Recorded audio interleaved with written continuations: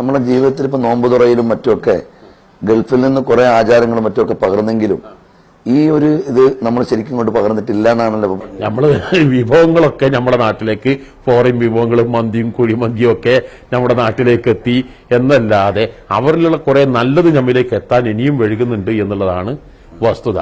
അവരുടെ ഖുർആാനോത്ത് ആ പള്ളിയിൽ തന്നെ എല്ലാവരും നിസ്കാരത്തിന്റെ മുമ്പ് വന്ന് ഏറ്റവും ചുരുങ്ങിയത് ഒരര ജുസെങ്കിലും ഖുർആൻ ഓതുന്ന പതിവോടെ എല്ലാ പള്ളികളിലും കാണാം. അതുപോലത്തെ നിസ്കരിച്ച് കഴിഞ്ഞ് പിന്നെയും ഖുർആൻ ഓതുന്നത്, ഇങ്ങനെ തുടങ്ങി ഖുർആനുമായിട്ടുള്ള ബന്ധങ്ങൾ ഒന്നുകൂടി ഈ റമദാനോടുകൂടെ ശക്തിപ്പെടുത്തേണ്ടതാണ് ഏറ്റവും നല്ല മാർഗങ്ങൾ. അപ്പൊ പള്ളികൾ സജീവമാകുന്നതിൽ നമ്മുടെ രാജ്യത്തേക്കാൾ മറ്റു രാജ്യത്താണ് കൂടുതൽ കാണുന്നത്. വളരെ സന്തോഷമായിട്ടാണ്. പിന്നെ മറ്റെന്തെങ്കിലും നമ്മളെ ഒത്തുകൂടുന്നിടത്തോ അല്ലെങ്കിൽ കുടുംബ ബന്ധങ്ങളിലോ അങ്ങനെ എന്തെങ്കിലും ഈ റമദാനിൽ പ്രത്യേകിച്ച്? മാഷാ അല്ലാഹ്, ഗൾഫുകളിലൊക്കെ ചെല്ലുന്ന സമയത്ത് ഓരോ വീടുകളിലും നോമ്പ് തുറ, വമ്പിച്ച നോമ്പ് തുറകൾ ഉണ്ടാക്കി അത് എല്ലാവരും ഒരുമിച്ചുകൂടി അവരുടെ സദസ്സുകളിലെല്ലാവരും ഒരുമിച്ചുകൂടി പരസ്പര സ്നേഹം കൈമാറുന്നു. അതോടുകൂടെ തന്നെ പരിസരത്തുള്ള വീടുകളിലേക്കൊക്കെ ചെല്ലാറുണ്ട്. ഞാൻ എവിടെ ചെന്നാലും നോമ്പ് തുറയിൽ കുറെ വിഭവങ്ങൾ, അലീസകൾ തന്നെ പല ഐറ്റംസ് അലീസകൾ കാണും. അവൻ ചോദിക്കും എന്താ ഇപ്പൊ ഒരു വീട്ടിൽ ഇത്തരം അലീസകൾ? അപ്പം പറയും അതാ ഷെയ്ഖിന്റെ വീട്ടിൽ നിന്ന് കൊണ്ടുവന്ന, ഇത് ഇവിടുന്ന് കൊണ്ടുവന്ന. അപ്പൊ ഇത് എല്ലാ ദിവസവും അവർക്ക് റമദാൻ സാധുക്കൾക്ക് ഭക്ഷണം കൊടുക്കുക, നോമ്പ് തുറപ്പിക്കുക, അതെല്ലാവരും വീട്ടിലേക്ക് ക്ഷണിച്ചു വരുത്തുക എന്ന് മാത്രമല്ല, അത് പറ്റാവുന്ന ക്ഷണിച്ചു വരുത്തി മറ്റ് വീടുകളിലേക്ക് അങ്ങോട്ട് എത്തിച്ചു കൊടുത്ത് അങ്ങനെ പരസ്പരം സ്നേഹവും സന്തോഷവും അങ്ങുമിങ്ങും കൈമാറി അത് പ്രാക്ടിക്കലായി കൊണ്ടുവരിക എന്നുള്ളത്. ഇപ്പൊ ഇസ്ലാമിക രാജ്യങ്ങൾ, അറബ് ഇസ്ലാമിക രാജ്യങ്ങളിലാണല്ലോ കൂടുതൽ ഇപ്പം അനുഭവങ്ങൾ പറഞ്ഞത്. എന്നാൽ അറബേതര രാജ്യങ്ങളിൽ ഒരു സെക്കുലർ സമൂഹത്തിലോ മറ്റോ ഇവിടുത്തെ എന്തെങ്കിലും അനുഭവങ്ങൾ? ഈ ലണ്ടനിൽ പോകുന്ന സമയത്ത് പലരും ചോദിച്ചിരുന്നു അവിടെ നിസ്കരിക്കാൻ കഴിയോ, അവിടെ നോമ്പുതുറ കിട്ടുമോ, അവിടെ മറ്റ് മുസ്ലിമായി ജീവിക്കാൻ കഴിയുമെന്നൊക്കെ. പക്ഷേ അവിടുത്തെ ആത്മീയതൊക്കെ കാണുമ്പോൾ ഒരർത്ഥത്തിൽ വല്ലാതെ അത്ഭുതപ്പെടുകയാണ് ചെയ്തത്. ലണ്ടനിൽ കേംബ്രിഡ്ജ് യൂണിവേഴ്സിറ്റിയിൽ Muslim manuscript association department international Islamic conference ചെന്നപ്പോൾ പ്രത്യേക ഹാള് നിസ്കരിക്കാൻ തയ്യാറാക്കിയിരുന്നു.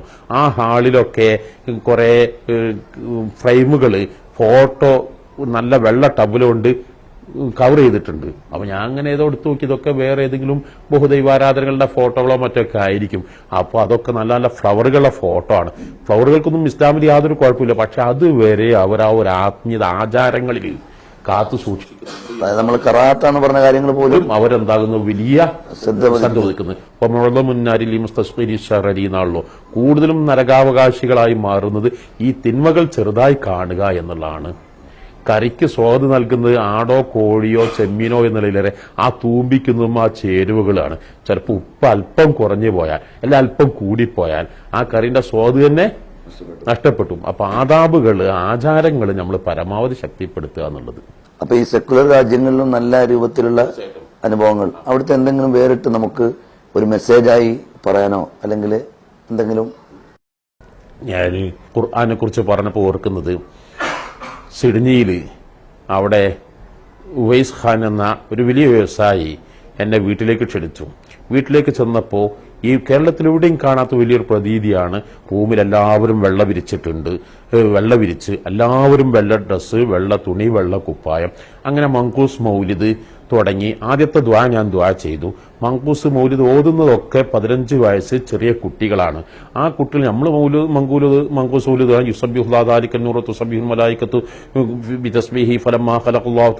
എന്ന് പറയുമ്പോൾ നമ്മളൊരു അലൈഹിസ്സലാം എന്ന് മാത്രം കേൾക്കും. പക്ഷെ അവിടെ കണ്ടതങ്ങില്ല.